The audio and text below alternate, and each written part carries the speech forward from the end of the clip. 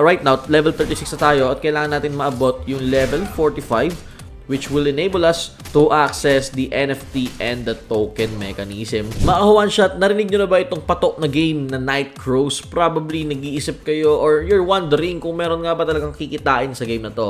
And I got you dahil dito sa episode ng One Shot, yan ang re-reviewin natin. And wala nang patumpik-tumpik pa. You're watching One Shot, thousands of opportunities.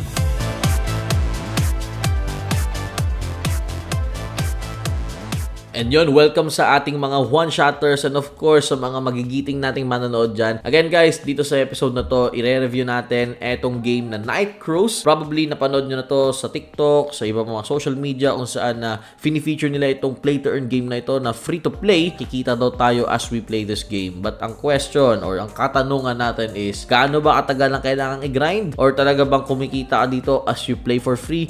O baka naman ikaw ang pinagkakitaan ng developer dito? Well, kahit ano pa man yan, tara, i-review na natin itong Nightcrows at pumunta na tayo doon sa ating game. Alright, so nandito tayo ngayon sa Nightcrows. Wala nang patumpik-tumpik nga, di ba?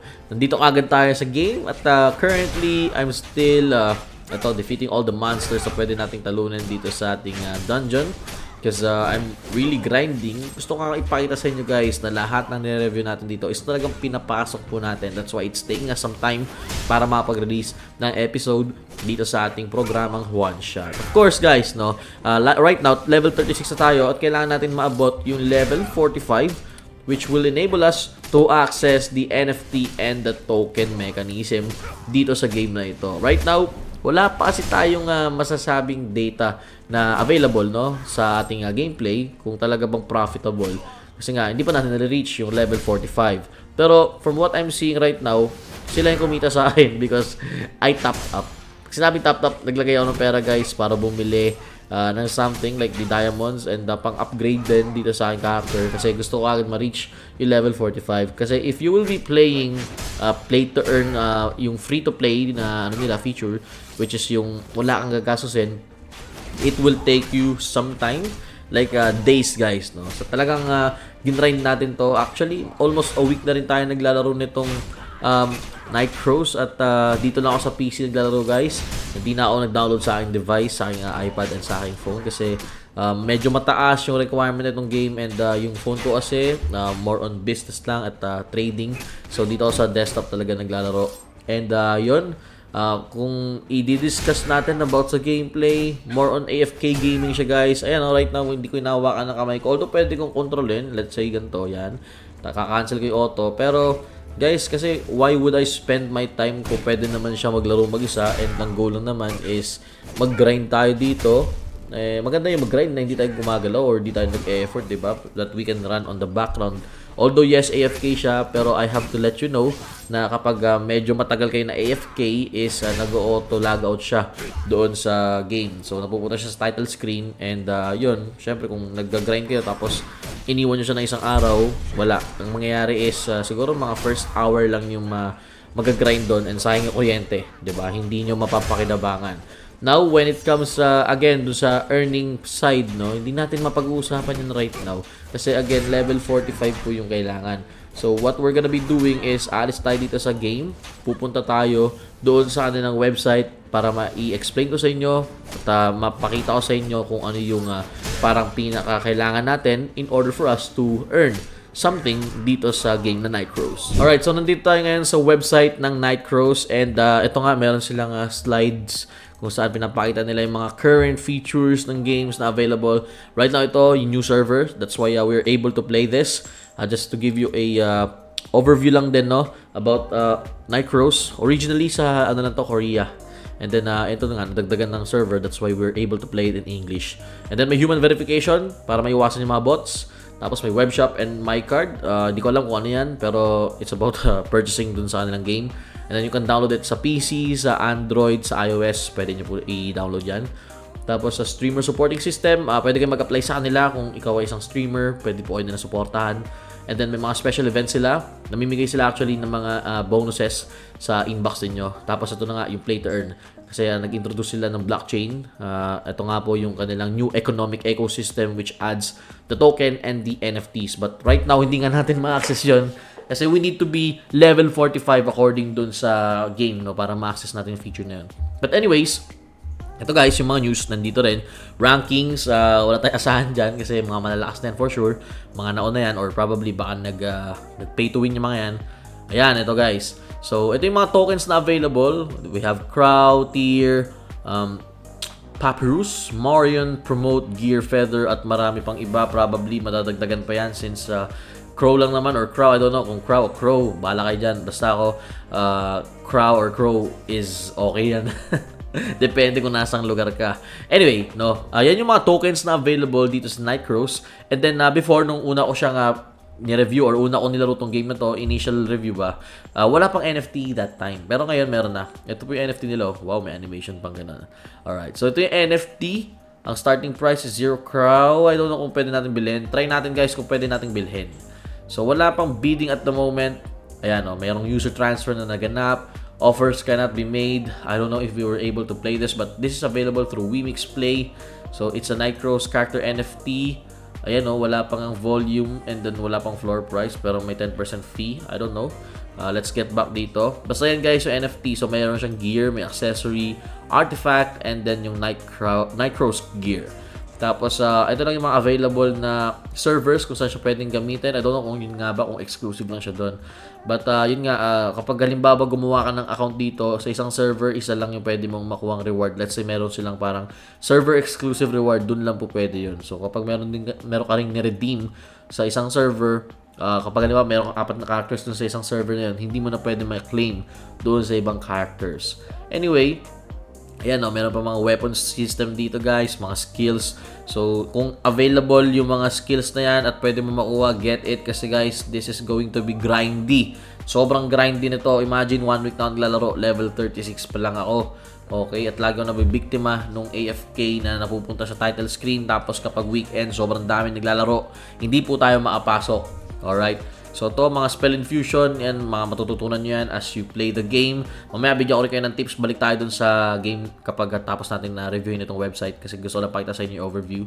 And then yung currency, may gold, may distinction insignia, guild coin, contribution coin, at valor coin. Wala pa ako ng valor coin. Contribution and guild, meron ako nyan. Distinction, medyo konti pa lang. Tapos meron din silang tinatawag na weapon proficiency. Tapos napakaraming items din, depende rin sa mapa na pinupuntahan mo. Kapag medyo mahina yung mapa, definitely mahinang gamit lang din makukuha mo dyan. Ayan. Alright. So, punta tayo sa token para lang makita ninyo. Hindi ko na i-dig deeper dito guys. Pero to, nandito yung entirety ng paliwanag about dito sa every tokens. So, dun sa Crow or Crow token nila, ang initial supply issued is 5 million. Pero ang max supply nito is 50 million. Okay, at pwedeng to i-exchange sa Wemix Play GameFi. So, yung Wemix, probably alam na yan ng mga nagpe-play to earn before.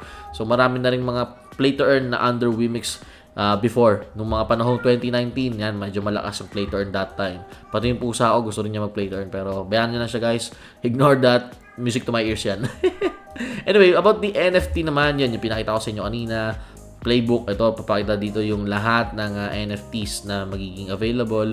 Pero for now, since hindi pa naman natin ma-access to, hindi rin natin mapag-uusapan masyado. Pero ang sabi dito guys, no, in minting your character NFTs in Night Crows, each character serves as the subject of gameplay as well as the synthesis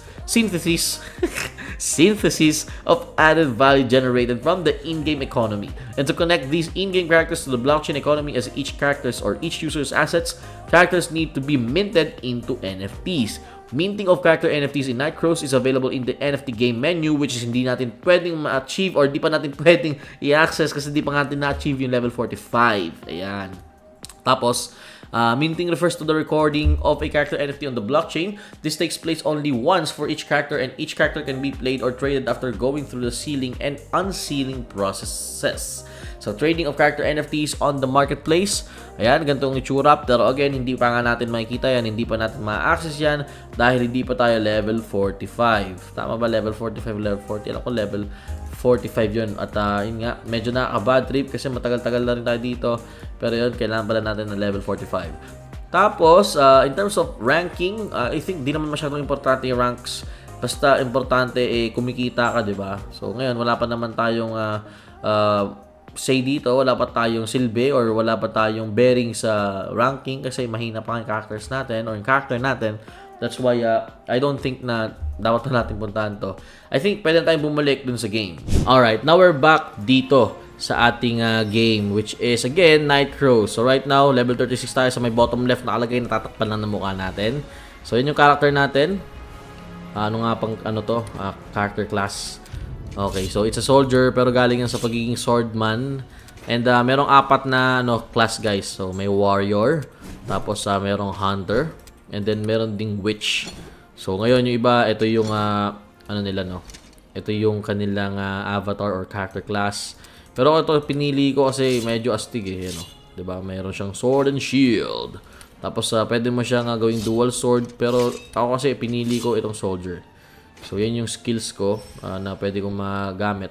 Anyway, yan is nagko-contribute sa gameplay para maabot mo agad yung level na gusto mo. Tapos guys, ito yung mga quests. Pwede kayong tumanggap sa main, may mga sides, tapos yung mga daily. So everyday yan guys, yung daily na yan, nare-reset yan since it's a daily quests naman. Tapos sa main, pahirap siya ng pahirap as you progress. So possible, you go with the sides para mag-level up yung character mo. Tapos I made a mistake, nagpalit kasi kagad ako ng guys, ng character class. So sa mga one-shot natin nanonood dyan right now at gusto ninyo na palakasin yung character ninyo maximize, huwag kayong magpalit ng character class. So let's say kumuha kayo ng warrior sa umpisa and then nag-advancement ka into vanguard, huwag ka na mag-change into spearman. Bakit? Kasi yung mangyayari guys is magre-reset lahat tapos incompatible na rin yung weapon mo. So let's say pinalakas mo na yung weapon, kailangan mo naman maghagilap ng mas malakas na weapon para mapataas yung yung character stats mo. Let's say ito, pakita ko sa inyo yung bag ko Noong una, napa-plus 5 ko na to. Tapos, nagpalit ako ng character class and then sabi, incompatible daw yung weapon ko. So, hindi ko mapakinabangan.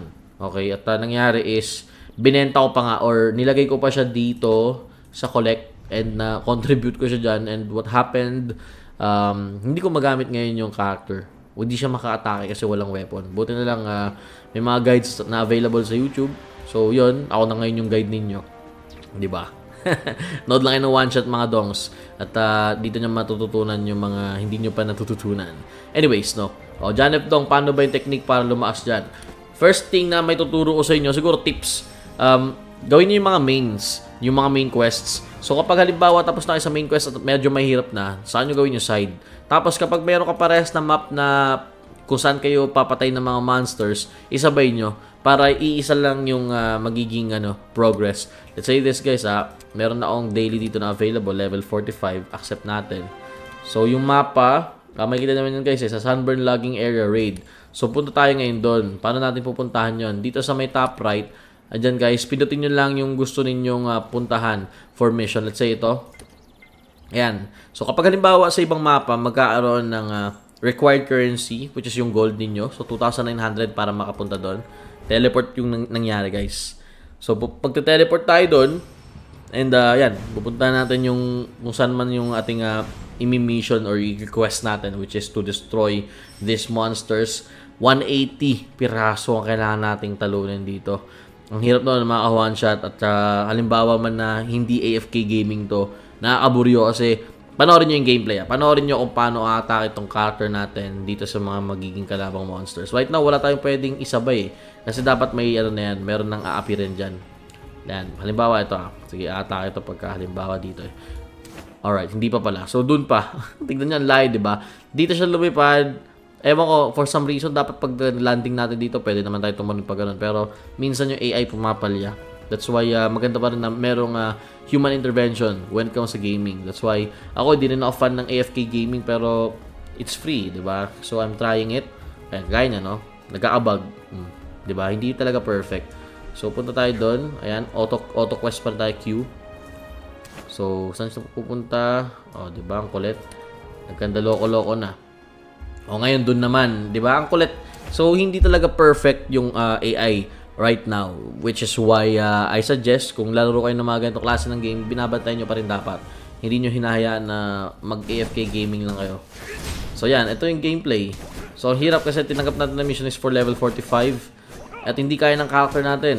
Spearman lang to guys tapos hindi manalo-nalo, wala nga ng bawas Although yung aking asan ba ito sa Credo, plus 6 na yung strength ko. which contributes to melee accuracy, 'di ba? By the way guys, in terms of Nightcraw's Creed, dapat mag-focus kayo sa kung ano yung gamit ninyong character class. Kasi ako, melee ako, 'di ba? So I'll be going with the strength para mag-contribute siya sa melee accuracy, melee damage, melee crit, and damage red negation. Okay, damage reduce negation. So right now namumula yung character ko, takbo muna tayo. Ang sakit, pare. Ang laki na nabawas sa health ko, pero yung kanya, tignan na, napakaliit lang. 'Di ba? So ibig sabihin, hindi worth it kalaban to. Alis tayo dyan, ayoko na mission na yan. Hindi yan para sa akin. We need to teleport. Okay, teleport tayo papuntang nearest base. Nasa na ba yun? Ito. Ay, random yan eh. Okay, to. Right, so nasa base na tayo. So, John F. Dong, ano yung mga red na yan? Yan guys, ibig sabihin, meron tayong mga nakuhang item like this one as well. Kasi, syempre, may mga ano tayo, like check-ins and yung mga achievements. Like this, achievements din to. Receive natin yan. As much as possible, receive it or claim it as early as you can. Kasi yung iba, merong expiration time. Kapag hindi nyo na-claim, ang mangyari is sayang, mafo-forfeit lang. So, ito, ayun o, meron tayong crit 1. So, i-register natin yan para mag-contribute din siya sa damage. Yan. Ito guys, medyo may mistake din ako dito. So, kung halimbawa man na i-equip nyo sa character ninyo, check nyo muna. Kasi minsan may mga ganito, gaya nito. Kung halimbawa na ni-remove ko siya or in-equip ko siya, ang mangyayari is pwede ko siyang i-contribute dito or i-register. So, ang mangyayari, mawawala sa inventory natin yan o sa bag. So, please make sure na double check ninyo bago nyo i-register dito. Yan, para di kayo matulad sa akin. So, dito nire-register ko lang yung mga yan kasi nasa bag lang yan eh. Napupuno yung bag. Kapag puno yung bag, hindi tayo makapag-heal. Yung potion natin, nag-iinarte. Then piliin nyo rin yung magko-contribute doon sa character ninyo. Let's say, melee akin, di ba? So, melee. So, defense, maganda rin na dagdagan natin yung defense natin. Tapos, ayan, okay. Wala na masyado. Ito, halimbawa, itong weapon style. Style lang to guys ha. Ibig sabihin hindi pa yan yung mismong weapon. Itsura lang ng weapon yan. Retry pa tayo. May isa pa. Boom. Wala tayong nakuha matino o malakas. Dapat may ibang kulay yan. Pero wala eh. Yun lang yung kayang ibigay sa atin. Ito yung weapon style guys. So let's say gusto ko ganito yung style ng weapon ko. Meron siyang equipment effect pero hindi ganun kalakas. Unlike kapag sa weapon mismo dito sa bag. Ayan. Let's say ito. Ayan, oh. Kapag nakuha kayo na mas malakas nito. Right now, yung blue yung target natin. Pero hindi natin magawa. Bakit? Kasi ang daming kailangan requirements. Let's say ito. Kailangan natin ng Morion. Saan tayo pwedeng kumuha ng Morion? Dito yan makikita nyo guys sa monster. So, ito yung mga maps kung saan pwede ka makakuha ng Morion. And according dun sa mga nakapaglaro na before, it takes 1 hour. Tapos parang 1 a day lang makakuha ng Morion. I don't know bakit ganun. Sobrang hirap naman ng grinding system dito. Pero we can't complain. Libre lang naman. Tapos AFK gaming. So, di ba? Wala naman na kailangan. Pero tingin ko baka nagmimina sila behind the scene, 'di ba? Parang minimina nila yung ewan ko kung anong token ang minimina nila as we play the game. Pero okay lang kasi wala naman eh. Tinitingnan ko naman yung desktop ko guys. Okay naman yung performance. Wala naman akong na-experience na hiccups or sobrang bagal. Right now, nire-record natin so dapat nagbabagal na to. So, balik tayo dito. Meron tayong nakuha bagong item. Ayan. Use natin to. Inakuha tayo ng pang ano ng oras. Tapos ito ano ba to? Okay, meron tayong pang refinement. Anyways, so yan yung mga gamit natin sa bags. And let's say gusto natin lumaban sa boss. Ito, pupunta na tayo dito. Yan. Pwede tayong mag-teleport. Pwede mag-auto move dito. Yan, confirm. So, teleport yung character natin. Pero dito, I don't think na mabibigyan tayo dito kasi ang tagal din to, 9 hours. So, hindi kakayanin na oras natin. Pero definitely, kaya natin yung makalaban dito kasi level 30 lang po ito. Tayo level 36 tayo. So, lamang tayo ng konti. Now, yung iba, i-AFK lang nila dito kasi ang mangyayari is pwede may mag-drop ng item. Pero, kailangan, alam ko, mag-appear muna yung boss eh. Kung puro ganito lang, wala naman siguro tayo makukuha dito. Check lang natin guys sa boss. Let's say dito, yan yung key rewards. So, let's say pupunta tayo dito. Ito yung mga pwede na mag-drop. Ang tanong, paano? So, through monsters or crafting. Anong monster? Dapat daw sa level 47 tayo pupunta kung gusto natin makuha yan. Ngayon, hindi naman tayo level 47 pa. Halimbawa, gusto natin yung blue. Monster sa level 30, Cave Dazzled. Oh, dito daw. Nandito na tayo eh. So, saan banda? Anong monster yan? Paano natin malalaman kung kung makukuha ba natin yan o baka naman papaasahin lang tayo yan. So right now, Dazzled Spearman. So hanapin natin yung Dazzled Spearman dito. Ito, Dazzled Warrior. Hanap tayo ng Dazzled Spearman. Kailangan Dazzled Spearman ng... Ayun, no, Dazzled Spearman. Bam. So wala tayong na ano doon. Ito, hanap pa tayo ng iba pang mga Dazzled Spearman. Yan, sige, banata mo yan. Hindi yan, ito. Ito kasi... Bakit? Baka namimili na nga atakin yung character ko. Yan, isa pa yan. Ayun, Dazzled Spearman. So, in one of our Dazzled Spearman na papatayin dito, probably pwede siya mag-drop. And what are the chances? What are the odds? Hindi ko alam. That's why, if you're gonna be asking me kung kikita ka ba dito, right now, probably, ang sagot ko dyan is hindi. Kasi hindi pa natin na-reach din eh. 1 week na ako naglalaro. Partida, most of the time pa ako naglalaro niyan kasi nga, ang ginagawa ko lang naman behind the scene is nag-i-edit. So, AFK gaming naman to. So, ano ko naman, na-altab-altab ko naman. Pero, ayun, in terms of, again, sa earning side, wala akong masasabi agad dito. Wala rin akong ma-judge. Wala akong karapatan kung tutusin. Kasi nga, hindi pa natin na-reach yung level 45. Pero, if you are, you know, grindy, mahilig ka sa mga ganito klase ng games, hindi naman bago sa ito, it's okay to consider. Pero kung lalaroin mo to for the sake na para kumita, tapos hindi ka maglalabas kasi nga medyo paywall tong game na to, parang pay to win din siya rather. So medyo hindi ko mare-recommend. Mas marami pang games na worthy of your time. Yung talagang hindi mo kailangan na magbuhos ng oras. So yun, that's my take on Night Crows. If you're asking me kung worth it bang laruin, again, nabanggit ko naman kanina yung mga points ko. Pero ako, siguro worth it ko lang siya as nararun yung background, pero hindi ko nahahayaan na maglaro to mag-isa. Yung tipong matutulog ako tapos naka-on lang to. Talo ako sa kuryente, una. Pangalawa, yun nga, nag-AFK, minsan nagme-maintenance sila. Tapos minsan din napupunta sa title screen, so medyo hassle, medyo nakaka-frustrate. So hindi ko hayaan na maulit yun. And last thing, syempre, kung di pa ako level 45, hindi ko gagawin yun. Kasi, yun nga, sa level 45 lang natin ma-unlock yung NFTs and yung tokens.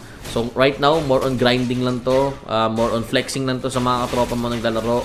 And in terms of earning, again, wala pa kung hindi ka pa level 45. So, yun, mga ka-one shot. I don't know if this will be our last video about Night Crows. But definitely, ito yung ating review about the game. Again guys, 1 week na natin nilalaro to. I don't know if marami na sa inyo nakapaglaro nito before or meron na rin nag-grind sa atin na mas matagal pa sa pag-grind natin. Please do let me know if I'm wrong and please do let me know if meron tayong mga hindi na mention.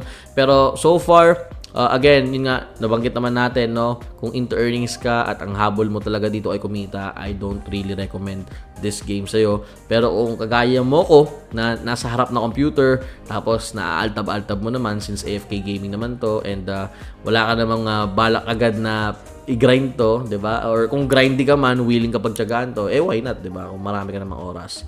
So 'yun, if meron kayong mga requests, let me know down there in the comments para ma-review natin. And syempre, gusto mo naman pasalamat sa ating mga sponsors. Maraming salamat po. And syempre, pati na rin sa mga ka-one shot natin dyan na laging nanonood. Samahan nyo ulit ako next time. Dito pa rin, where gaming is not only fun, but it is worth the fun. Where one shot opens thousands of opportunities. Ito pa rin ang One Shot.